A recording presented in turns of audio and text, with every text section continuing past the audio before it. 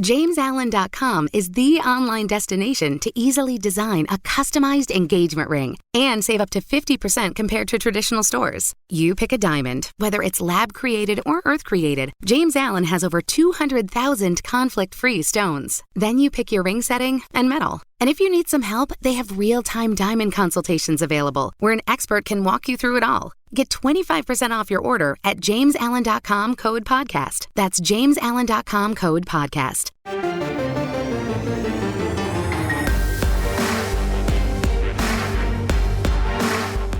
You've discovered your link to GoPowercat.com's Tannahill and Spiller Powercat Podcast. Here are your hosts, former K-State tight end Travis Tannahill and former Wildcat safety Monte Spiller. Welcome, everyone, to this week's episode of the Tannahill and Spiller Podcast. I am Travis Tannahill, Monte Spiller on the line. How you doing, Monte? I'm good, man. How you doing, brother? Oh, we're doing all right. We were just talking off air. It's been a long year. Yeah, that's a good way to put it. It's been a long season, long year, everything, man. Yeah. Yep, long season, long year. I gotta imagine, I've been a part of some long seasons. These guys kind of just gotta be ready to, as much as you love playing the game, seasons like this wear on you. Any season wears on you. The season's long, the season's painful. I gotta imagine these guys just have been through a lot and they're tired, and it's gonna take a lot of a little extra oomph to get them through this last week against Texas. What was your longest season? Have you ever had just a horrible? Not a horrible. The season hasn't been horrible, but it's just been a long year and a long season. Any seasons come to your memory where it's just kind of been a slow, long drag? You know, as a player, I've been fortunate that I didn't have any really bad seasons. You know, as a coach, when I was coaching college ball out at Fort Hays State, we were competitive in most of our games and everything, but there were some games where we just could not seem to get a win, and it got better, but it was just one of those things where you compete, and you come so close to getting that victory, and then you don't, and then you're back to the same thing that next morning, watching film of the game and then watching film of your next opponent, and you're thinking, is it going to get better? And it's kind of like, okay, next year has to get better. So yeah, that's the most recent I can think of. But outside of that, I understand what the team's probably feeling. Yeah, I didn't know you coached out in Fort Hays. What years was that? Shoot, you would ask. Probably 2000-ish. I can't remember. I have to Google it myself. I'm getting old, man. I can't remember. And I was a secondary coach out there for 2 years. So nice. Yeah, that's cool. Nice little notch on the old resume. But yeah. So K-State, Baylor, 31-32 heartbreaker. First off, would you prefer a blowout against Iowa State where we don't even have to watch the second half as a fan, or a tight ball game like this where you get your heart broken in the last final seconds? The tie ball game, this most recent game, is one of those things where, there was always hope. Against Iowa State, I was kind of like, man, ain't no way we coming back from this game. But with this past weekend's game, we had hope, and to the last minute, obviously, we had a chance. And it's one of those things where it gives you something to reach for and something to hope for, and then you get your heart broken. It's one of those situations where you just kind of deal with it. And I'm not saying I expected it to end that way, but I'm not surprised it ended that way because, with K-State this year, it's kind of one of those things, either the team shows up and then shocks everybody and plays phenomenal, or it's kind of like, all right, here we go again. So, yeah, I would say I'd rather have this weekend game than the blowout that we had a couple of weeks ago against Iowa State. Yeah, that's what my sentiment as well. I heard some fans talking. They're like, man, I'd rather just get blown out than I don't get my heart broken. It's like, at the end of the day, it's football. We're here to be entertained. And a blowout's not entertaining for either fan base. So no. A 31-32 down to the wire game is at least entertaining. There were highs and lows on both sides. It was exciting. Honestly, I thought both teams played, really hard. Which is always good to see. The effort was there on both sides. The execution, maybe not so much on both sides. I'm sure both those coaches went back to watch the film and saw plenty of errors on both sides. Where if either team just takes care of their jobs and their assignments, then I think either team would have felt like they should have won that game by at least 10, if not 17 points. But overall, obviously, nail biters are exciting ball games. But what did you think overall of the game? Just offensive performance, defensive performance. What did you think overall? It was, you and I, we are familiar with K-State football, so we understand a lot of the guys that were playing in the game Saturday are going into the season. If things go well, a lot of those guys don't see the field at all. So you got a lot of guys playing on both sides of the ball, the offensive line, secondary, linebackers, you name it. The only consistent, I would say, that are playing that I expected to play is the D-line. Those guys have been doing their job. A lot of them have preseason accolades, and they've been holding up their end of the bargain week in and week out. But if you look at the linebackers, most of those guys were second-team guys, third-team guys. You look at the secondary, outside of A.J. Parker, you got guys I had to literally go and find out who names were because I couldn't recognize the numbers, And considering the situation that we were in and that we're in, they played well overall. It was sloppy at times, penalties, and honestly, I'm not one to blame an official for a game, and I won't do it. But it's probably one of the most sloppy games by players and officiating that I've seen in a long time. It was very inconsistent, a lot of missed calls. It was just sloppy football. They played hard, don't get me wrong, but it was not technique sound, assignment sound football for a large majority of the game, in my opinion. Yeah, no, I would agree. And a lot of the refs, man, there was a couple, I'm like, what are they doing? Like, both ways, too. I mean, the spots seemed off.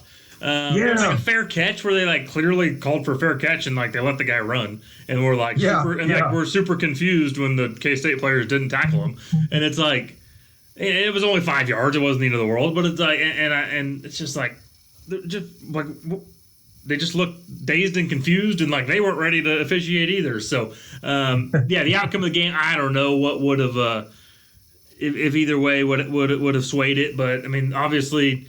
There's the big catch on the sideline and the big fumble, which both went against K-State. Right. The catch on the sideline, I thought, was not the correct call. I did not think that was a catch for Baylor. The fumble that they overturned, K-State was on defense. K-State were, I believe it was a strip sack. K-State recovered that fumble. They went back and said his knee was down. I do believe that was the correct call. What was your opinion on both those calls that the officiating crews had to go into the booth and review? No, I agree with you on that 100%. The sack strip, the knee was down. That was the right call. But the sideline catch, I'm with you. And a lot of people, even announcers, they were focusing on the foot and the catch on the ground. But the in between, if you look at the play, and as the first attempt on the catch, he double clutches it. Yep. So he doesn't have control of the ball when the foot is down. And then as he goes down, he gains control after the fact that he falls. But he never had control of the ball when the foot was down. So in my eyes, that was not a catch, and they got it wrong. And it's one of those things, they could see the ball moving and they see him double clutch it. But my understanding is they were looking more at the foot and the finality of the catch when he goes to the ground rather than what happened in between. So I agree with you on both of those. It was not a catch, and it was not a fumble. So, yeah, I agree with you on both of those. Yeah, Drew Wiley getting the personal foul early in the game, which was a horrible call. Oh, my God. He got pushed into a Baylor offensive player. I believe it was Khalid Duke with the roughing the passer, which definition of the rule, probably accurate. Just, that's a 50-50 call that went against K-State, and I thought it was a little ticky-tacky. But, right. I'm with you. Never going to blame K-State or going to blame the officials for a ball game. There was plenty of errors on Kansas State's part that could have been corrected in order to win this ball game. But still, I don't know. I'm to this. They need to put those officials up on a podium after the ball game. They need to let the media ask them, what were you thinking? And I'm cool with officials admitting no one's perfect, but there needs to be some sort of accountability where it's just like, hey, and I'm sure, and I know there is. They're getting graded, behind the scenes, and if they miss too many bad calls, they don't have a job anymore. So I know there's some sort of accountability on the back end by the NCAA and the conference, but I think there needs to be some sort of public accountability where we get to say, hey, what was going through your mind? What were you seeing? Because I'd love to ask, hey, how was that catch on the sideline a catch? Like, what are you calling that possession? Because I do not see that as possession. Right. And, no, I'm with you. Yep. So. Yeah. And I think a lot of times, and I get it, it's a tough job, and I'm not knocking officials for what they do but like I've heard the old saying, they get paid to do a job. And if you're getting paid to do a job, do it to your best ability. I'm sorry, I'm not going to let it slide because you have to make so many calls, but that's the expectation that you accepted when you said, hey, I want to be an official. You got to understand this is a heated sport. It's a bang sport. And they do have things in place to help you out. But there's a time when you have to take accountability for some of the bad calls. You can't make a knee-jerk decision. I'm a fan of reviewing penalties as well. Like the situation when Wiley got pushed, that's blatant, and I can see Coach Kleiman arguing. I can see Wiley arguing and say, hey, I got pushed. An official, they can go over and look and see, okay, he did get pushed. Sorry, was not a penalty.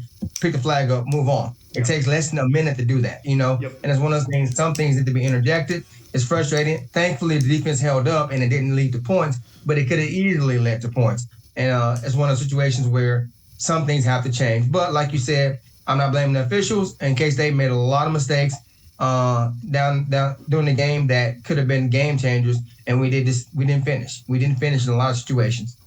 Yeah, well, one more note, and then we'll get off the official bashing. But I mean, my biggest frustration, too, is the NFL seems to have it much better than college. The games go faster, the quarters are longer, and it seems like there are less missed calls or less bad calls in the college level. And, I mean, I know the dollar signs are bigger in the NFL, but they're not that much bigger. There's still plenty of dollar signs in college football. There's still plenty of money to pay people well. And I just don't understand how they cannot get good officials for the Power 5 level. Game in and game out. There's got to be enough of them. It's not that hard. They're blatant to us. I mean, I guess I've never, been on the field trying to call a game. But from the press box and from the videos, from the TV view, I mean, some of them are just horrible, and it's just drives you nuts, and it's frustrating as a player, and it's frustrating as a fan. And I'm the last one to call wolf when it comes to officials. I usually think most games are called relatively decent. A few missed calls both ways, but this one was just the worst I've seen in a while. I think we've had a couple. Yeah. I can't remember. There was another game earlier where we just bad officiating on both ends, and maybe COVID's affecting them as well. So we'll leave it at that. I don't know if it would have an outcome, but I just love to see a cleaner officiated game on both ends. It just leads to better football. Plenty of mistakes on both sides of the ball. We'll start on the offense, mainly just because I like offense better as an offensive guy. Will Howard, what'd you see from him? What'd you like about him? What'd you not like about him? 9 for 18, 88 yards passing for the stat line. I think his QBR was like 40-something, 44, 45, somewhere around there. So not a great performance in the passing game from Will Howard. But kind of what were your overall thoughts of him? I try to support the young man, and coming out, the first couple of series we had, he looked scared, man. He looked rattled. He didn't look sure of himself. I'm not sure if it was the rain or what. He overthrew a couple of balls. His feet weren't set. He didn't look confident. As the game went on, he picked up a little bit. The touchdown he threw the deuce was a great pass. He threw it on a rope, dropped a dime, and that's what he's capable of. But right now, I think his confidence is just shook. He doesn't look comfortable back there in the pocket. Like you said, I think a lot of them were rushed. And I don't know if it's that he knew that they had a makeshift O-line or what was going on, but he didn't look confident. It's one of those situations where you got to understand, hey, regardless of the situation, you are the leader, and you have to find a way to make things happen on offense. And, if I graded him out, how we get graded, how you get graded, I would have graded him maybe at a C. Shoot, you're more generous than I am. Yeah. Like I said, that's a big maybe. That's a big maybe. Maybe a C. I mean, at the end of the day, he's young. I mean, so which we, obviously everyone in America knows that. He seems to. He gets rattled a little bit, but I love the kid's fire. I mean, he came out, threw a pick early on in that ball game, and then bounced right back. So I like his demeanor. I like what's going on between his ears in regards to just his attitude and his ability to shake things off. But I just haven't seen anything else that gets me real excited about him. I mean, his arm strength is fine. I can't imagine, there's not 100 of those guys with his arm in America. And so I guess this leads me to I'm leading into this, but I'm really excited to see Jake Rubley and him compete next year for that starting quarterback position, assuming Skyler leaves. Obviously, if Skyler comes back, I think that's Skyler's job, no questions asked from anyone. So we'll see that battle in 2 years. But we've seen some tweets from Jake Rubley in the last couple weeks that have been pro K-State, have been pro looking forward to being there, pro can't wait to play with you. With some of his teammates. So I'm excited about that battle. I have watched, full disclosure, I have watched 0 minutes of Jake Rubley film. I know nothing about the kid other than what I read online about him. But it looks like from what we've been told, he's a great quarterback, and Will Howard, as good as he's been, he's won us a couple ball games, he's lost us a couple ball games, and I'm just not excited about Will as much as I was. So hopefully he'll prove me wrong. Hopefully the more playing time he gets, the more practice time he gets, the game will slow down for him and he can become a much more efficient quarterback.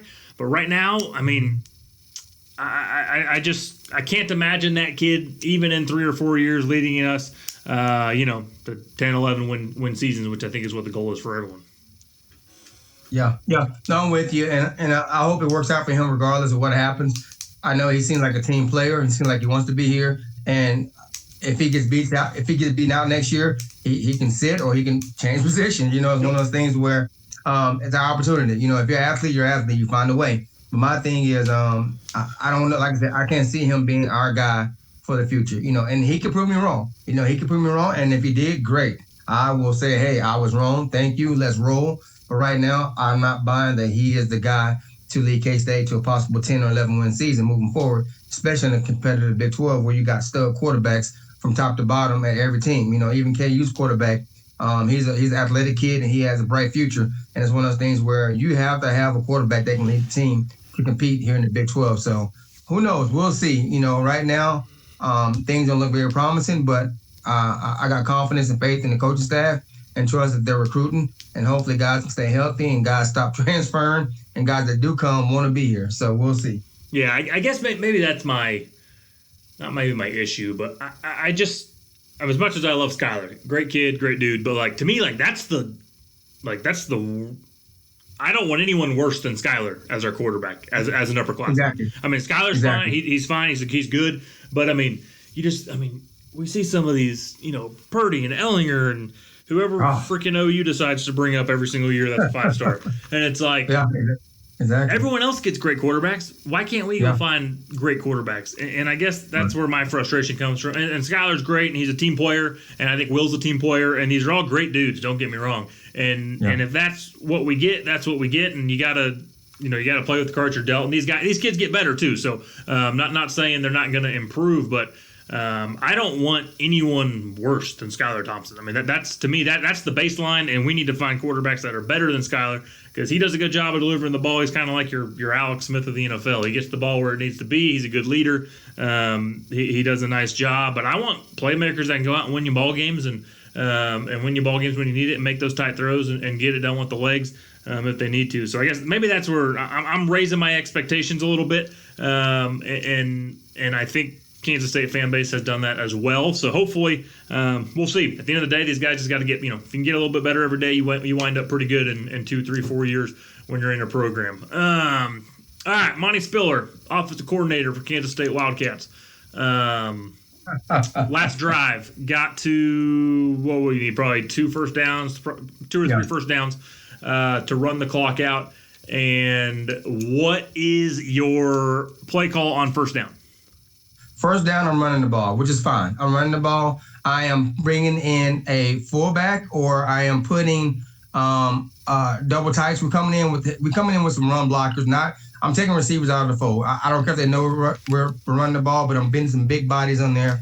Try to get 2 to 3 yards. If I get 3 yards, that's a success. Yep. You know what I mean? Second down, I'm going play action. Hold up. You running the ball with Deuce Vaughn or Harry Trotter or Will Howard? Who's getting the ball?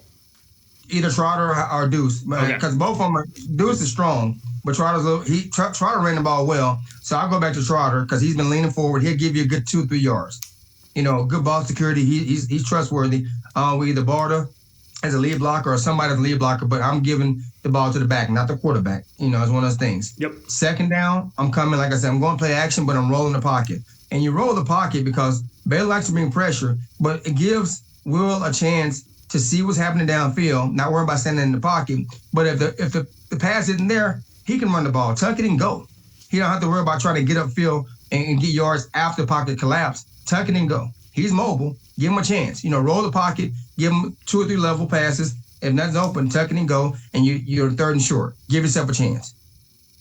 All right. I like it. And we're at 3rd and 1. What's the play call? Sure.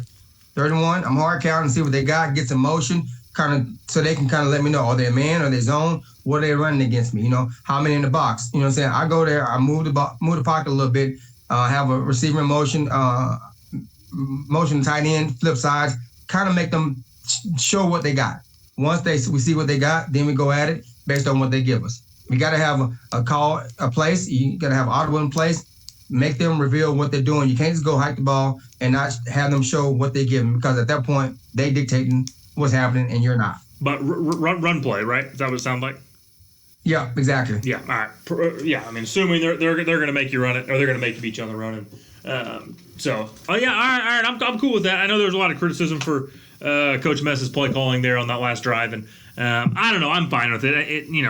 I get questions all the time like, why'd they run this play? And I was like, well, if it goes for 4 yards, it's a good play. And it went for 1, so it's like it wasn't a horrible play. It just wasn't executed correctly. Or I'm with you. As much as I like Deuce, at the end of the day, he's little. If he gets contacted behind the line of scrimmage, he's not most of the time. He's not falling forward for 3 yards. And in those situations, like you mentioned, those 3 yards are so important. If you can just get 3 yards at the win, 3 yards at the win. I'm probably going for first down. I'm probably going quarterback run game. I like quarterback run game. Honestly, I love quarterback run game all the time. I just know we just can't kill our quarterbacks. So, but when it comes down to it, use that running back as an extra blocker. Put in Harry Trotter. Allow him to be a blocker up the middle. Even if it's a big stalemate, I trust Will Howard to dive his head in there and get some big offensive linemen just pushing the pile, and he's going to end up 3 or 4 yards with that extra blocker. So I'm probably going quarterback run game depending on that goes. Hopefully you can keep the ball on the ground if you don't get any yardage. I'm with you. You got to find a way to to get a base, whether it's naked boot or rushing the 80s, 90s, whatever they call it nowadays, but rolling the pocket, getting out of the pocket just to have a little pass run option there by the quarterback, and then see where you're at on 3rd down and try to keep a play call on the play sheet that you haven't called all game, that they haven't seen, that you like your matchups and you like your schemes, and keep that one in your back pocket for situations like that. So, but no, I always give OCs grace and benefit of the doubt. They look bad when the plays don't work, but if K-State's ran the ball well all day. If they rip off a 12-yard gain, no one thinks twice about it. So exactly. So yeah, it's one of, like I said, but it's easier said than done. And like I was watching it, jumping off topic, I was watching the Chiefs game, and like when Andy Reid said, you have a quarterback like Mahomes, you can roll the pocket and know that he's going to make a play. Yep. You know what I mean? It's easier said than done. When you have a quarterback like that, like a Kyler Murray, like the kid from Oklahoma, you have a little more confidence that, hey, my guy's going to make a play. I can move the pocket. But when your confidence is not there, the O-line hasn't been blocking great, you kind of have to be smart about what you want to do. And trust, if you don't get the first down, punt it and hope the defense can hold. And that's what K-State did. They punted and hoped the defense can hold, and obviously we didn't. So and that's what, at the end of the day, they ran the ball pretty well and they passed the ball pretty poorly all day. So I don't mind leaning on the run game, or trying to lean on the run game. It didn't work, but obviously you're dealing with clock and all sorts of other factors. And at the end of the day, you got to find a way to get 3 or 4 yards. And if you can't do that, you probably don't deserve to win the ball game. So trying to look at here. Anyone else on offense? Nice to see Malik Knowles back. He had a decent game, a little bit of production, touchdown there, and a nice return, I believe. Trying to think defensively, other than Drew Wiley's horrible call, if anything's sticking out for me. The defense played okay. while the D-line played great, they got pressure. They did what they supposed to. They had, 7 sacks, 8 sacks, I think it was. We were close to a team record in a game, but we had at least 7 or 8 sacks, so that's saying a lot.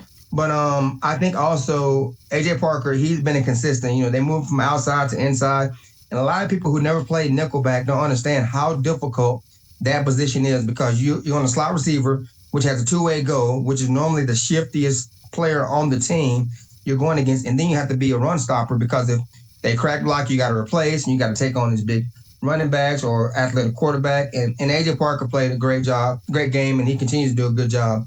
But I think, and then McPherson, he's a heavy hitter. He's came up and made some plays as well.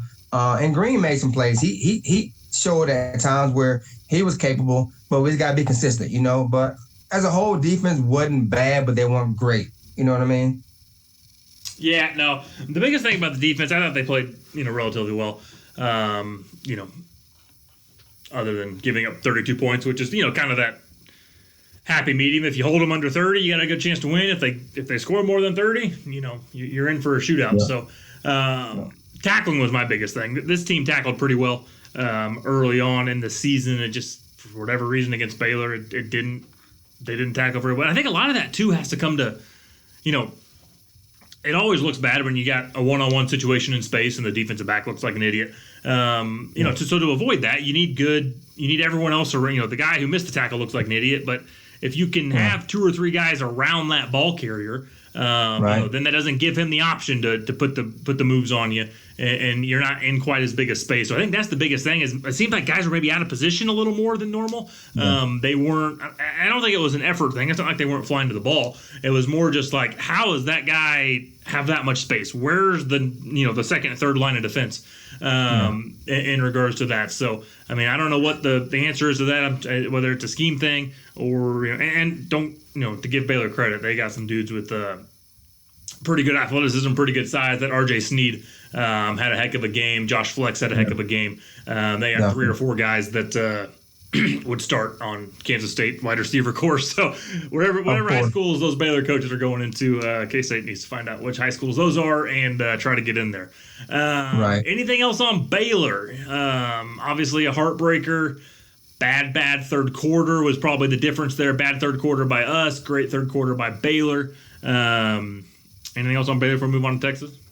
No, not really, man. It was a game that we should have won. And I truly believe that because, I think we outplayed them.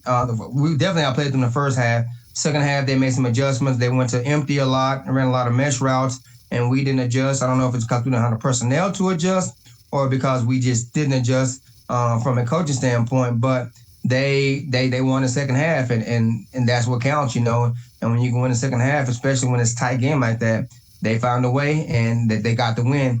It's one of the situations where I hate losing, and I hate losing to Baylor.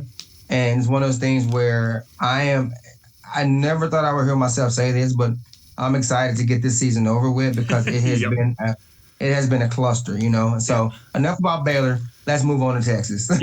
Texas. How you feeling about it overall? I watched that game against them in Iowa State, and Texas offense doesn't scare me. Now Texas defense, those dudes scare me. They play fast and physical, and Texas, me growing up in Dallas, I understand the swagger of the University of Texas, the confidence of the Texas, their alumni. I get it because I grew up around it, and I said to myself, these dudes on defense look like what I was accustomed to of seeing as a child. What Texas put out there year in and year out. Defensive-wise, they got some dudes out there that can play.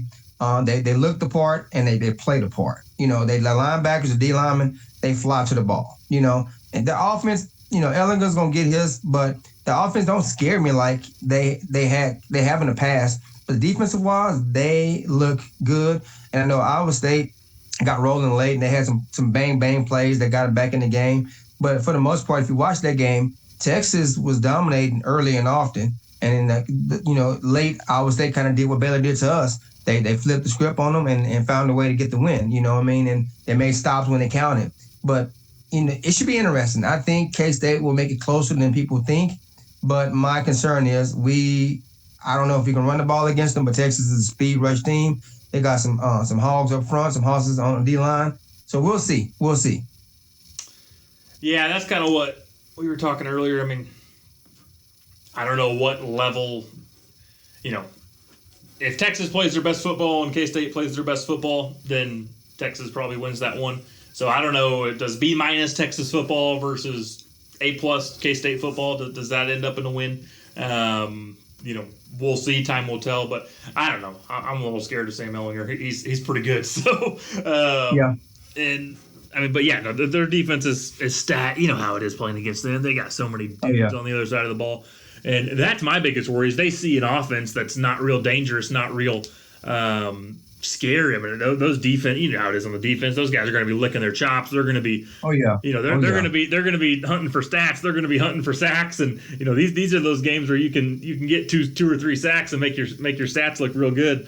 And those guys, and that motivates them to play hard, which is crazy to believe, but you should play hard every down. But a lot of times you need that little extra motivation to get you extra fired up. So I don't know. Obviously, I don't know what the line was. I'm sure it was pretty decent, but K-State's gonna have to play their best ball. They're gonna maybe have to hope that Texas isn't playing for much. I think that's kind of the big kicker here, is that they're not playing for a Big 12 conference opportunity. Should be cold on Saturday morning, so Kansas State has a few things going for it, but I just don't. I mean, that the talent gap is pretty large. Unfortunately, I think Coach Kleiman, Taylor Bratt, they're trying to shorten that gap. But right now, I just think that talent gap without, a Skylar Thompson is honestly, it's just too much. So I don't think it's going to be. I think it'll be a good game. It's not going to be like an Iowa State blowout. I don't think anything like that. But I think Texas probably wins by 2-3 scores when it's all said and done. Yeah, I'm predicting Texas up maybe win by 10. And I think our kids been a home game, senior day per se. A lot of pride. I think our kids understand that too, and I think we have, like when we lost to Baylor, they understand we're not playing for anything else anymore. But just the pride of the team and see how you finish, and some guys going to be competing for spots next year and moving forward, because this is the first time in my knowledge where anybody can come back next year. So nothing's guaranteed, and guys can compete for spots. So if I'm a guy that's thinking about coming back and I'm playing, I want to compete for my spot, and this is still a showcase moving forward. So, yeah, we'll see. Yeah, it's going to be super weird seeing guys come back next year that were already seniors. Last trivial question, then we'll wrap up here. Kansas State 4-5 heading into Texas. So let's maybe just, I hate to assume a loss, but let's just pretend after the Texas game with Texas being favored, Kansas State Wildcats are 4-6 after the end of the season. With a healthy Skylar Thompson, what does that team's record show at the end of the season? 7-3. 7-3. All right, yeah, I'm cool with that. I'd say 6-4, 7-3. I see at least 2 games for sure. Baylor being one of them. I think Iowa State's closer. I think West Virginia's closer. I think they probably knock off Texas this weekend with a healthy Skylar Thompson. So I hate to put it all on one dude's shoulders and Will Howard or Skylar Thompson's shoulders, but it's like that quarterback position is just so important. And as you know, you can find holes on defense, you can plug guys in and help them out, but you don't win a lot of ball games with 88 yards passing. So the season that could have been. Exactly, but that's 2020 for you. Yeah, exactly. And I feel bad for Skylar, and these reps are invaluable for Will. He's doing everything his coaches are asking to. The game, and two, that's what I'm hoping. Just the game's going too fast for him. I'm hoping with an off season of prep. Let's not remember. His off season was not near the off season it should have been. So he's coming in probably like how most quarterbacks leave spring ball. That's probably how he's feeling right now on his just playbook and whatnot. So wrap it up. Anything else for me? No, man, that's about it. I'm a realist, but I'm optimistic as well, and I'm cheering on the Cats. I'll be watching them nice and early, 11 o'clock kickoff, and I'm hoping for a win. For a win. You and me both. Yeah, that's a good way to put it. I'm optimistic, but I'm also a realist. So I know, we're outmatched. but that's why they play the game. I've seen worse teams beat better teams. We'll put it that way. So that's why we play the game. I got full confidence in Coach Kleiman and his staff to get the boys riled up, get them prepared as best they can, and go out there and play hard, play with effort. That's all we can ask as a fan base, is that the kids keep playing hard. Once they start not playing hard, then I get real mad. So for now, we're just slightly frustrated, but we're still optimistic. We're still proud of our boys, and we're still excited for not only Texas, but just an off season, and hopefully a 2021 season where things are much, much normal. Powercat Podcast. All rights reserved. GoPowercat.com and Spirit Street Publishing.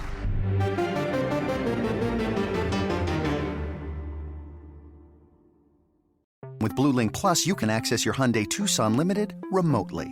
Doors unlocked, temperature set, lost car found. There it is. Get complimentary class-leading Blue Link Plus. Call 562-314-4603 for complete details.